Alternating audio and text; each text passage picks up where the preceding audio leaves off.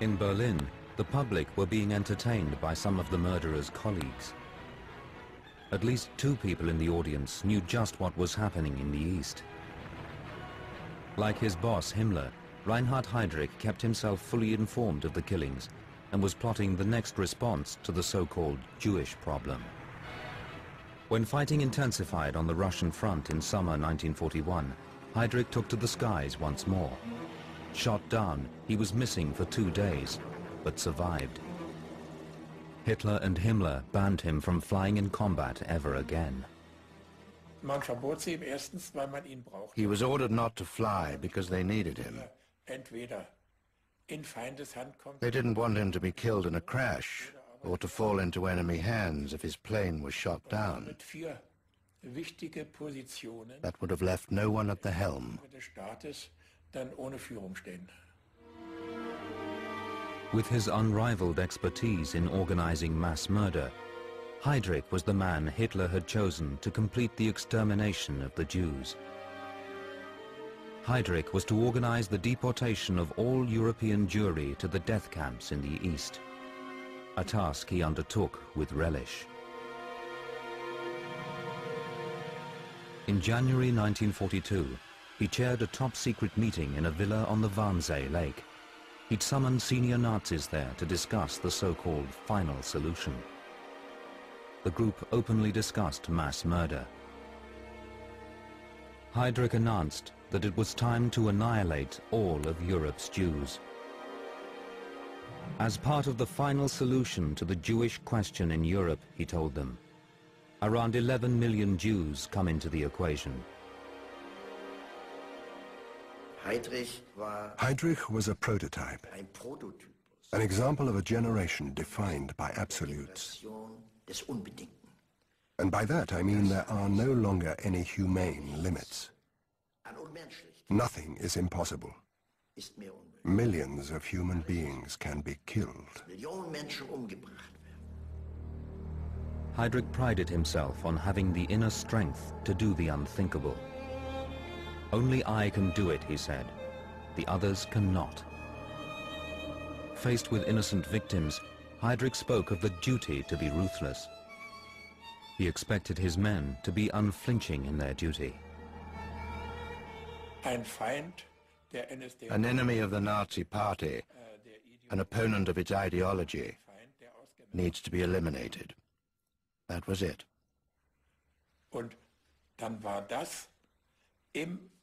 And in the view of the party, this was a difficult task, but a good deed. In September 1941, Hitler appointed Heydrich Deputy Reich Protector in charge of Bohemia and Moravia in former Czechoslovakia. His task was to crush all Czech resistance. By the manner of his arrival, he intended to show that the SS were now the masters of Prague. His entrance was really a stage entrance, as if a big star was coming on stage with drums and trumpets. There is a lot of good to be done here, he announced, and promptly ordered 400 executions. Heydrich was dubbed the Hangman of Prague by the Czechs. Although the word deputy didn't really sound all that impressive, you had the feeling that Hitler's extended hand suddenly appeared over Bohemia. Heydrich wanted his protectorate to be a model for all Nazi-occupied territories. From Prague Castle, he ruled like a new king. He intended to integrate Bohemia and Moravia into Hitler's Reich. The Czechs would be assimilated. Everyone else would be deported to the east by the SS. Heydrich's major policy, as you know very well, was complete Germanization of the Czech populations. In other words, it would be another German state. Lena Heydrich was intoxicated by the power her husband enjoyed. I am swayed by sublime feelings. I am no longer a human being. I am a princess and live in a fairy tale land. Heydrich set up Theresienstadt, a so-called retirement camp for elderly Czech and German Jews. It became a transit camp for victims of the Holocaust en route to the death factories in the east. Bohemia and Moravia soon felt the full force of SS tyranny. Heydrich's Gestapo inspired fear and terror. I came there and there was an officer and door and antechamber away, and I saw the man who was completely broken, swollen, full of blood and so forth. Yeah. But Heydrich ruled with the carrot as well as the stick. He knew he couldn't afford to alienate all his new subjects. Naturally, Heydrich wanted to keep the Protectorate quiet, to get as much as possible out of the weapons production. And so we were supposed to serve the front from here. Heydrich could not afford to expel the Czechs straight away. He basically wanted to keep them there until the victory of National Socialism and Fascism. Heydrich encouraged Czech workers with special rewards, inciting them to make weapons for Hitler's war machine. And on the face of it, this tactic paid off.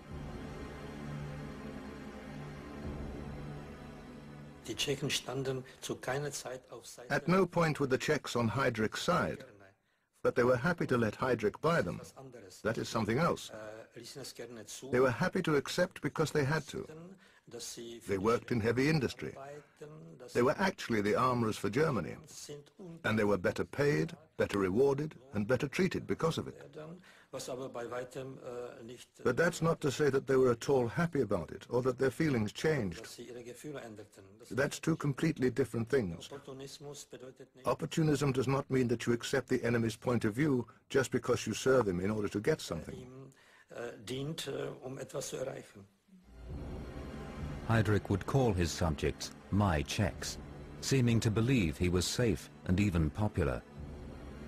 Secure in his castle rooms, he could tyrannize his protectorate and oversee the Holocaust in the East.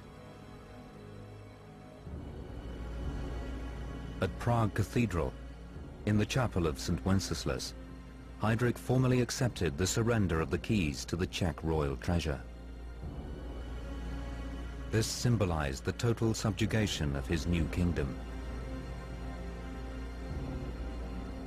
But Czech resistance wasn't broken, as signs of V for victory over the Nazis showed.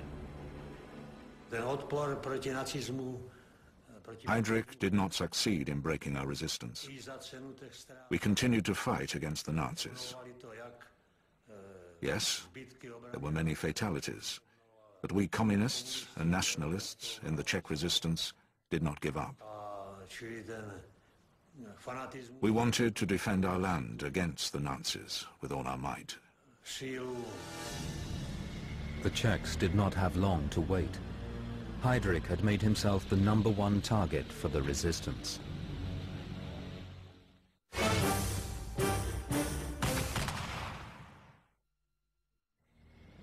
On Hitler's birthday in April 1942, Heydrich was given a train by the Czechs. Often mocked for his high-pitched voice, he was inspired to make one of his rare speeches. Auch ich bin der Überzeugung, dass damit seitens der Bevölkerung Böhmen und Mährens sinnbildlich jene aufrichtige Gesinnung und Reichstreue zum Ausdruck kommt, die Sie, Herr Staatspräsident, in echter Wenzel-Tradition verkörpern. The president, Emil Hacker, was too old and weak to put up any opposition to Heydrich.